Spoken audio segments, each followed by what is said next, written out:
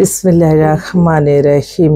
সকল প্রশংসা আল্লাহর, সকল ক্ষমতার মালিক আল্লাহ মহান।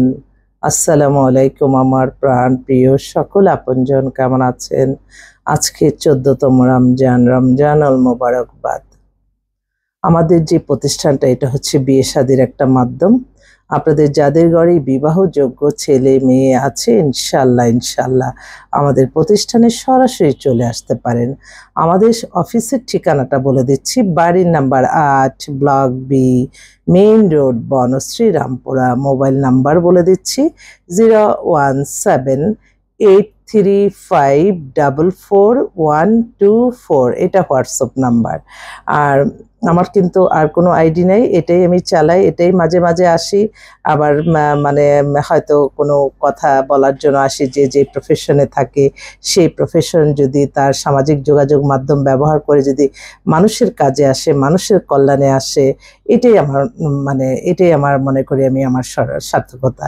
আমি সবসময় মনে করি আগে মানুষ ও মানবতারই জয় হোক। আমি আমার সততা মেধা পরিশ্রম করি, আমি আমার প্রফেশনে থাকতে চাই। এখানে কখনো কেউ যাতে হিংসা বিদ্বেষ করে কেউ কারো রিজিক নষ্ট না করে।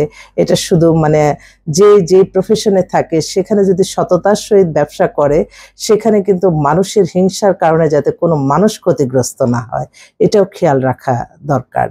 তো আমাদের যে প্রতিষ্ঠানটা, এটা হচ্ছে বিয়ে শাদীর একটা মাধ্যম। এখান থেকে আপনারা বায়োডাটার ছবি, আপনাদের পছন্দটা জানাবেন, বায়োডাটার ছবি দিবেন, আপনাদের চয়েস বলে দিবেন। আমরা আলহামদুলিল্লাহ আপনাদেরকে সেভাবে খুঁজে দিব, একটা ফোন নাম্বার দিব, ইনশাল্লাহ বিয়ে হয়ে যাবে। এটাই আল্লাহর কাছে হাজারো লক্ষ কোটি শুকরিয়া।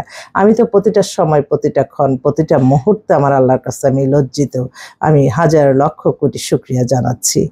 তো আপনারা অনেকেই হয়তো ফেক আইডি খুলে কোনো মেয়ে, যে ফেক আইডি যারা খুলে, এটা আসলে এটা ছেলেরাই। আমি অনেক মেসেঞ্জারে দেখি অনেক সুন্দর সুন্দর মেয়ে দেখে আমি মনে যে আল্লাহ, মেয়েটা তো অনেক সুন্দর, ঠিক আছে ফ্রেন্ড রিকোয়েস্ট অ্যাকসেপ্ট করে পরে দেখি একদিন দুই দিন তারপরে দেখা যায় তাদের তো একটা মেয়ে কিন্তু আরেকটা মেয়ের সাথে রোমান্টিক কোনো কথা বলবে না, এটা অল্পতেই আমরা বুঝি। অতএব এগুলি কিন্তু আমরা যারা এই সামাজিক যোগাযোগ মাধ্যম ব্যবহার করে অভ্যস্ত, তাদের সাথে এসব চালাকি না করলেও ভালো। কারণ আমরা কিন্তু বুঝতে পারি, তখনই কিন্তু এটাকে ফেক আইডি বলে আমি ফ্রেন্ড রিকোয়েস্ট কেটে দিই। তো দয়া করে কেউ মেসেঞ্জারে অহেত কোনো এত আলাপ আলোচনায় যাবেন না। ভিডিও কলে না দেখে, কনফার্ম না হয়ে আপনারা কখনো কোনো বিখ্যাত মানুষের ছবি দেখলেই আপনারা মনে করবেন। আমি কিন্তু এরকম বিখ্যাত মানুষের ছবি দেখে আমি ফ্রেন্ড, ঠিক আছে অ্যাকসেপ্ট করি, পরে একদিন দুই দিন পরেই দেখি তাদের সুর অন্যরকম।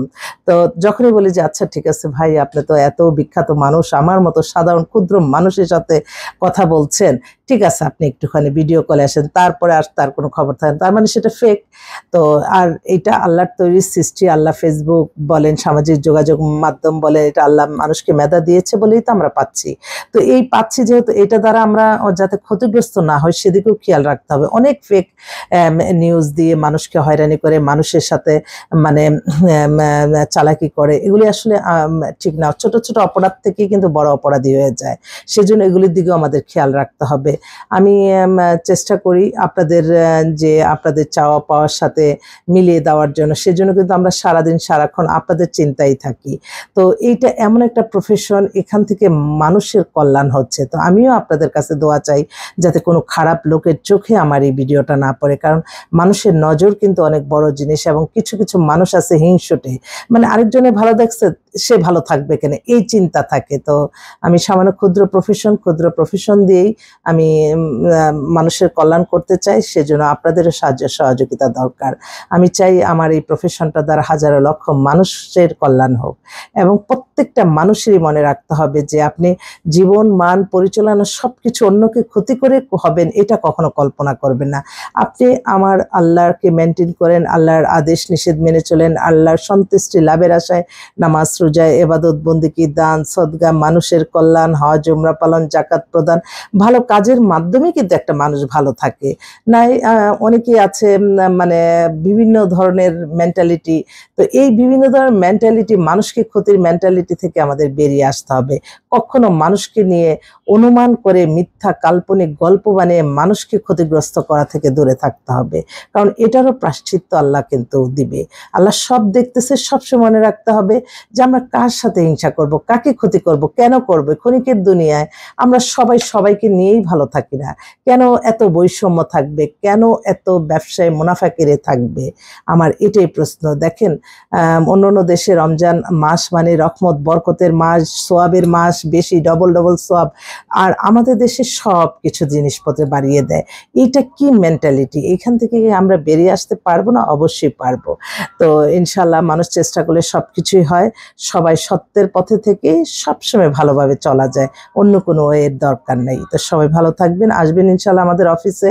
অফিস খোলাই থাকে শুক্র শনি, কোনো বন্ধ নাই। সারাক্ষণ সারাবেলা আপনাদের সেবায় নিয়োজিত আছি। সবাই ভালো থাকবেন, দোয়া করবেন সবাই সবার জন্য। আল্লাহ যাতে সকল কাজে সফলতা দান করেন। আসসালামু আলাইকুম।